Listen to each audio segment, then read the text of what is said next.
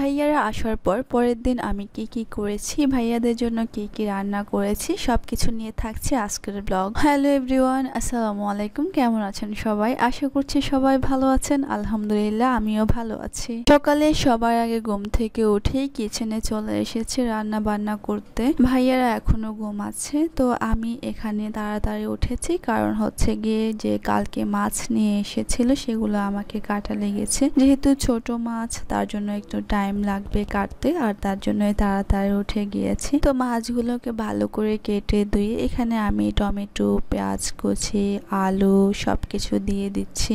সবকিছু দিয়ে আমি মাছগুলোকে রান্না করে নিচ্ছি। ছোট মাছ খেতে আমার কাছে অনেক ভালো লাগে, তবে ভাইয়ারা একটু কম খায়, আমি খাবো পুরোটাই। আমার কাছে অনেক মজা লাগে এটা খেতে। ছোট মাছ রান্না হয়ে গিয়েছে, এগুলা তো রান্না করতে বেশি টাইম লাগে না। এরপর আমি এখানে হাঁসের মাংস রান্না করতেছি। কালকে ভাইয়ারা আসার সময় হাঁসের মাংস নিয়ে এসেছে, শাশুড়ি পাঠিয়েছে।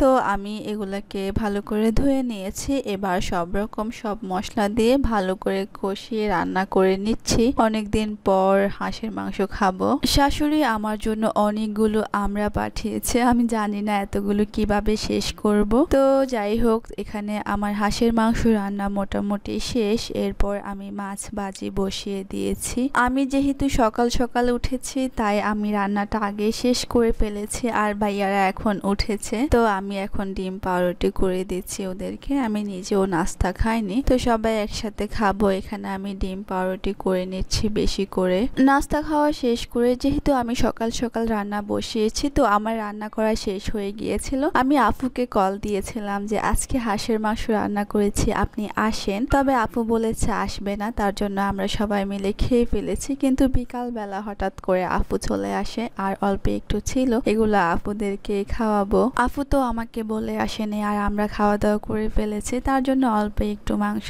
ছিল। যদি বলতো তাহলে আমি একটু রেখে দিতাম।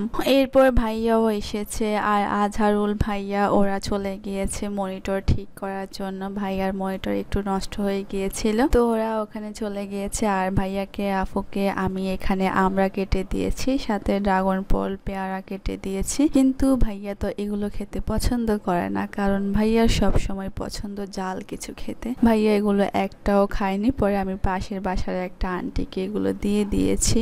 আফু আর ভাইয়া যেহেতু এসেছে, এবার আমি রান্না করব। তো এখানে আমি চিকেন রান্না করতেছি, তার সাথে টমেটো ডিম দিয়ে রান্না করব। আর ভাইয়া যেহেতু জাল কিছু খেতে পছন্দ করে, আর তার জন্য আমি পাকোড়াটা বানিয়ে দিচ্ছি। আর আমার পাকোড়া বানাতে বেশি টাইম লাগে না, আর আমার হাতের পাকোড়া ভাইয়া অনেক পছন্দ করে, তার জন্য আমি এখন পাকোড়া বানাই দিব ভাইয়াকে। ভাইয়ার জন্য তো আমি পাকোড়া বানিয়েছি, এদিকে চিকেন রান্না হয়ে গিয়েছে, সবকিছু শেষ। আজহারুলরাও চলে এসেছে, তো আমরা সবাই মিলে খেতে বসেছি। এখানে সবকিছু নিয়ে আমার ডিম টমেটো, যদিও আজহারুলের মতো মজা হয়নি, তবু আমি চেষ্টা করেছি। তারপর ভাইয়াকে আমরা আপু আসার সময় অনেক কিছু নিয়ে এসেছে, তো পেঁপে দিয়ে একটা জুস বানিয়েছিলাম, সেটা ভাইয়াকে খেতে দিয়েছি। তো আর কি, আজকে এই পর্যন্তই। সবাই ভালো থাকবেন, নিজের খেয়াল রাখবেন, আমার পেজটা অবশ্যই ফলো করবেন। আল্লাহ হাফিজ।